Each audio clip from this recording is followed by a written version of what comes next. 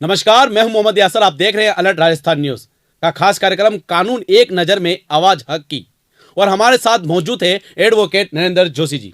नरेंद्र जी, आपका स्टूडियो में बहुत बहुत स्वागत है। धन्यवाद सर। तो सर, हम कानून की बात करेंगे और हम सबसे पहले आपसे सवाल पूछते हैं कि जीरो एफआईआर क्या है। सर, जीरो एफआईआर की बात करें तो कभी कभी ऐसी परिस्थितियां और हालात उत्पन्न हो जाते हैं कि व्यक्ति संबंधित पुलिस स्टेशन जाकर जहां की उस जुडिक्शन में उसको एफआईआर दर्ज करवानी है वहां वो नहीं पहुंच पाता है। तो ऐसी अवस्था में व्यक्ति जहां मौजूद है वह उसी पुलिस स्टेशन के अंदर एफआईआर दर्ज करा सकता है और वो एफआईआर पुलिस द्वारा दर्ज करके संबंधित पुलिस स्टेशन को भेज दी जाती है। ऐसी एफआईआर को सर जीरो एफआईआर कहा जाता है। सर, एक सवाल एक और था, एफआईआर कौन करवा सकता है सर? देखिए, एफआईआर में जब भी किसी व्यक्ति के साथ कोई अपराध कारित होता है तो सर्वप्रथम ये माना जाता है कि वो पीड़ित व्यक्ति खुद जाकर एफआईआर दर्ज कराए। लेकिन कभी कभी पीड़ित व्यक्ति का कोई साथी, मित्र, रिश्तेदार, उसके अलावा कोई ऐसा अननोन व्यक्ति भी है जो कि उस घटना की जानकारी रखता है, वह जाकर भी एफआईआर दर्ज करा सकता है। यह आवश्यक नहीं है कि हर बार एफआईआर कराने के लिए पीड़ित को ही पुलिस थाने जाना पड़े। तो सर, मैं आपसे एक और पूछ रहा था, अनुपम पुलिस द्वारा सभी रिपोर्ट पर एफआईआर दर्ज क्यों नहीं दर्ज कर पाती है? सर, ये बहुत ये ही दर्शक पूछना चाह रहे हैं सर हमारा आपसे। सर ये बहुत ही इंपॉर्टेंट क्वेश्चंस किया, क्योंकि आए दिन लोगों की शिकायत होती है कि हम पुलिस थाने गए और पुलिस द्वारा हमारी एफआईआर दर्ज नहीं की गई। हम इस मामले में अक्सर पुलिस पर सवाल उठाते हैं कि पुलिस को तुरंत एफआईआर दर्ज करनी चाहिए। पुलिस एफआईआर दर्ज क्यों नहीं करती है? तो इसका सबसे बड़ा कारण ये है कि जितनी भी एफआईआर दर्ज होती है उनका एक ब्यौरा, एक रिकॉर्ड बनता है। यानी कि किसी पुलिस स्टेशन के अंदर एक महीने के अंदर कितनी एफआईआर हुई, यानी जितनी ज़्यादा एफआईआर हुई यानी कि उस थाना क्षेत्र के अंदर उतने अपराध ज़्यादा कारित हो रहे हैं। एक तो ये एनसीआरबी के रिकॉर्ड में आता है। दूसरी बात ये होती है कि सर आज पुलिस के पास संसाधनों का अभाव है। अगर वो हर मामले की रिपोर्ट को लेकर, चाहे वो कॉग्निजेबल ऑफेंस हो चाहे वो नॉन कॉग्निजेबल ऑफेंस हो, हर मामले में यदि एफआईआर दर्ज करना शुरू कर दे तो एफआईआर दर्ज करने के बाद उनको उस पर इन्वेस्टिगेट करना है, उनको आगे का प्रोसेस करना है और उतने संसाधनों की इनके पास कमी होती है। यही कारण है कई बार पुलिस थानों द्वारा एफआईआर दर्ज नहीं की जाती है। सर, कई बार ऐसे होते हैं पीड़ित बार बार पुलिस के चक्कर काटते हैं एफआईआर दर्ज कराने के लिए, पुलिस उनकी एफआईआर दर्ज नहीं कर पाती है, तो उसके लिए क्या करना चाहिए सर? सर एफआईआर दर्ज करने के लिए क्या होता है कि कॉग्निजेबल और नॉन कॉग्निजेबल दो तरह के ऑफेंस होते हैं। कॉग्निजेबल ऑफेंस में पुलिस डायरेक्टली एफआईआर दर्ज करके जो एक्यूज्ड है उनको गिरफ्तार कर सकती है, अनुसंधान जारी कर सकती है। लेकिन कई बार जब पुलिस जो थाना प्रभारी है, थाना प्रभारी को रिपोर्ट देने के बाद भी एफआईआर दर्ज नहीं होती है, ऐसी अवस्था में व्यक्ति सीनियर अधिकारी से मिल सकता है और सीनियर अधिकारी से मिलकर एफआईआर दर्ज करने का अनुरोध कर सकता है। यदि सीनियर अधिकारी द्वारा भी, यानी कि जिले के पुलिस अधीक्षक वगैरह, उनके पास जाने पर भी एफआईआर दर्ज नहीं होती है तो वह कोर्ट के माध्यम से दंड प्रक्रिया संहिता की धारा 156 सबसेक्शन 3 के अंतर्गत परिवाद दाखिल करके एफआईआर दर्ज करवा सकता है। तो सर, एक बात और थी आपसे, एफआईआर दर्ज होने के पश्चात पीड़ित व्यक्ति को क्या अधिकार है और महिला को क्या विशेष अधिकार है इसमें? सर एफआईआर दर्ज होने के बाद प्रत्येक व्यक्ति को जिसने एफआईआर दर्ज कराई है वह निःशुल्क एफआईआर की कॉपी लेने का अधिकार रखता है। दूसरी बात, एफआईआर के बाद एक व्यक्ति का फंडामेंटल राइट, एक मौलिक अधिकार है कि उसकी एफआईआर में फेयर इन्वेस्टिगेशन हो, उसके हक जो प्रभावित हुए हैं उसके बारे में अनुसंधान करते हुए पुलिस दोषियों को दंडित करे और वह अपने बयान वगैरह, पुलिस उनके बयान वगैरह लेगी। और जहां तक महिलाओं का मैटर है या फिर मैं ये कह दूं कि बुजुर्ग लोगों का मैटर है, अगर वह पुलिस थाने में जाने में अक्षम है तो उस स्थिति में पुलिस अनुसंधान अधिकारी उनकी तय की गई जगह, उनकी पसंदीदा स्थान पर जाकर उनके बयान दर्ज कर सकती है। उनको थाने बुलाना आवश्यक हो तो ही थाने बुलाया जा सकता है, यह विशेष अधिकार है। सर, एक बात और थी कि पुलिस दर्ज एफआईआर के मामले को झूठा मानकर एफआईआर दे देती है, उस अवस्था में क्या करना चाहिए अपन को? अक्सर हम ये देखते हैं कि पुलिस किसी पद या प्रभाव में आकर जी सर। अक्सर केस में सही अनुसंधान नहीं करती है और केस को या तो सिविल नेचर का बता के या झूठा बता के वह कोर्ट पे एफआईआर, जिसे क्लोजर रिपोर्ट कहते हैं, कि उक्त मामले में मामला झूठा पाया गया या फिर सिविल नेचर का पाया गया तो इसमें पुलिस कार्रवाई आवश्यक नहीं है, यूँ करके वो क्लोजर रिपोर्ट पेश कर देती है।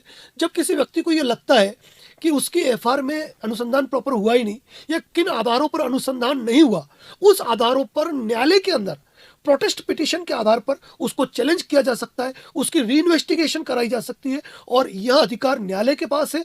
और वहां पर प्रत्येक पीड़ित को अधिकार है कि वो प्रोटेस्ट पिटीशन फाइल करके अपने अधिकार और हक के लिए किन किन बिंदुओं पर अधूरा रहा है उसके आधार पर वो अनुसंधान पुनः करवा सकता है।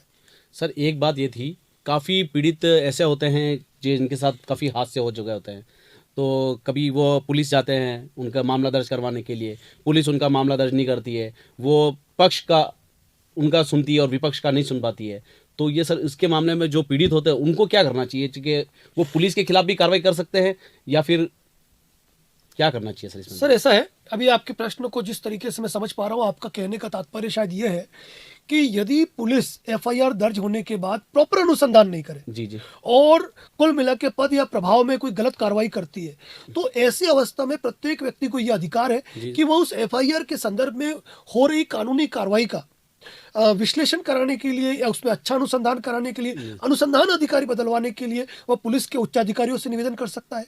और एक चीज और है कि चूंकि आरटीआई एक्ट हो या किसी भी मामले के अंदर जब पुलिस अनुसंधान कर रही होती है तो उसने क्या अनुसंधान किया, किस तरह से अनुसंधान किया, वह तो किसी सर को ये पूरा हक होता है पीड़ित का उसका पूछने का क्या अनुसंधान किया? नहीं, तो वह जब जानकारी पूछेंगे तो उस आम व्यक्ति को, यहाँ तक कि एडवोकेट्स को भी इस बात की जानकारी नहीं दी जाती है कि हम क्या कार्रवाई कर रहे हैं, किस तरीके से कर रहे हैं। ऐसे मामले के अंदर दंड प्रक्रिया संहिता में दिए गए प्रावधानों के तहत व्यक्ति न्यायालय के अंदर एक प्रार्थना पत्र प्रस्तुत करते हुए कि मेरे प्रकरण में आप द्वारा क्या कार्रवाई की गई उसकी तथ्यात्मक रिपोर्ट तलब की जा सकती है। साथ ही यदि पुलिस सही अनुसंधान नहीं कर रही है, इस मामले में हाईकोर्ट में आर्टिकल 226 के अंदर वह फेयर इन्वेस्टिगेशन के लिए भी रिट याचिका पेश कर सकता है। एक दूसरी बात यह है, सुप्रीम कोर्ट की एक नजीर है साकिरी वासु बनाम स्टेट ऑफ यूपी, उसमें न्यायिक मजिस्ट्रेट या संबंधित मजिस्ट्रेट को ये पावर दिया हुआ है कि वह उस प्रकरण को अपने सुपरविजन के अंदर अनुसंधान करा सकता है। तो न्यायालय के अंदर प्रगति रिपोर्ट की और सुपरविजन की दंड प्रक्रिया संहिता की धारा 156(3) के अंतर्गत सुपरविजन प्रार्थना पत्र प्रस्तुत किया जा सकता है कि आप किन बिंदुओं के आधारों पर और किस तरह से अनुसंधान कराना चाहते हो जो मजिस्ट्रेट की नजर में होगा। सर पुलिस अगर आरोपी को गिरफ्तार कर लेती है तो उसको मजिस्ट्रेट के सामने कितने घंटे में पेश करना चाहिए? देखिए सर, सामान्यतः ये एक बात है कि जब भी किसी आरोपी व्यक्ति को पुलिस जब गिरफ्तार करती है तो गिरफ्तारी के समय अरेस्ट मेमो बनाया जाता है। अरेस्ट मेमो पे जो समय है उसके 24 घंटे के भीतर उसे मेडिकल करा के संबंधित मजिस्ट्रेट के समक्ष पेश करना अनिवार्य होता है। यहाँ यह बात अलग है कि व्यक्ति की जहां से गिरफ्तारी हुई वहां से जो उस जगह तक आने में जो समय लग रहा है, अगर वो 200-300 किलोमीटर का सफर है, अगर उसमें 2-5 घंटे सफर में एक्स्ट्रा लग रहे हैं तो वो समय की जो अवधि है वह इसमें काउंट नहीं होगी। अच्छा सर, मैं कह रहा था अक्सर फिल्मों में देखते हैं, अच्छा सीधा पुलिस आता है अंडर अरेस्ट एकदम पकड़ लेते, क्या ये काल्पनिक है या फिर सही है ये सर? देखिए सर, एक्चुअली ऐसा होता है कि भारतीय संविधान में खुला प्रावधान है कि ऐसे जो भी मामले हैं जिसमें 7 वर्ष तक या उसके अंदर की सजा का प्रावधान है, ऐसे मामलों में पुलिस किसी भी व्यक्ति को सीधा गिरफ्तार नहीं कर सकती। दंड प्रक्रिया संहिता की धारा 41A के अनुसार उनको आरोपी को एक नोटिस देना होता है और एक निश्चित समय पीरियड के अंदर आप अपने इस मामले में क्या कहना चाहते हो उनका भी स्पष्टीकरण ले, और उसके बाद यदि आरोप प्रमाणित होता है तो ऐसी अवस्था में गिरफ्तारी की जा सकती है। और यहाँ पर जब हम फिल्मों में देखते हैं कि व्यक्ति को अरेस्ट करने के लिए हथकड़ी उठा ली जाती है तो मैं आपको एक बात कहूंगा सर, केवल हार्डकोर अपराधी के अलावा किसी भी आरोपी अभियुक्त को हथकड़ी नहीं लगाई जा सकती है और हथकड़ी लगाने के लिए पर्टिकुलर न्यायालय के परमिशन की आवश्यकता होती है। तो सर ये सवाल था कि अलर्ट राजस्थान न्यूज़ के काफ़ी दर्शक हैं, वो आपको देख रहे हैं और वो आपसे किसी भी कानून के लेके या किसी भी बात को लेके आपसे कुछ पूछना चाहते हो, क्या आप उनका हेल्प करेंगे या फिर कुछ करें? जरूर, अलर्ट राजस्थान के माध्यम से मैं ये कहना चाहूँगा कि प्रत्येक व्यूअर जो कि इनका सब्सक्राइबर है, इनका व्यूअर है, यदि उनके मन में कानून से जब संबंधित कोई भी सवाल है तो आप कमेंट बॉक्स में कमेंट्स बॉक्स के अंदर संपूर्ण बात जो आपके सवाल है उसकी पूरी डिटेल नोट कर लीजिए। पूरी डिटेल आपको कमेंट बॉक्स में मेंशन करने के बाद आपकी टीम द्वारा जब मुझसे संपर्क किया जाएगा उससे संबंधित जवाब मैं पूरी तरीके से देने की कोशिश करूंगा और उनका रिप्लाई आप कमेंट रिप्लाई में जरूर दे सकते हैं। तो सर आप हमारे दर्शकों को क्या संदेश देना चाहेंगे? अलर्ट राजस्थान की एक नई पहल कि आपके द्वारा मुझे पहले ये कहा गया था कि सर भारतीय संविधान जो है वह उर्दू के जटिल शब्दों में उलझा हुआ है, अंग्रेजी के बड़े बड़े चैप्टर्स में उलझा हुआ है, सेक्शन सब सेक्शन के अंदर उलझा हुआ है। तो आप ये कोशिश करें हमारे चैनल पर आकर कि एक व्यक्ति को, जो हमारा व्यूअर है, हमारे दर्शक है, हमारे सब्सक्राइबर है, वह हमारे द्वारा किए गए प्रोग्राम को एक साधारण और सरल शब्दों में समझ पाए। यही कारण है कि हमने एक सामान्य हिंदी भाषा के अंदर आपको यह प्रेजेंटेशन दिया, इनके सवालों के जवाब दिए। आप बने रहे इस चैनल पर, क्योंकि इनके द्वारा ये बताया गया है कि इसी तरह के एपिसोड इनके द्वारा भविष्य में भी लाए जाते रहेंगे, जो एक सराहनीय प्रयास है व्यक्ति को जगाने के लिए, कानूनी ज्ञान के लिए, जो हर उस व्यक्ति को होनी चाहिए जो भारत देश का नागरिक है। तो ये था हमारा खास कार्यक्रम कानून एक नज़र की आवाज़ हक की। तो ऐसे बने रहिए अलर्ट राजस्थान न्यूज़ के साथ। नमस्कार।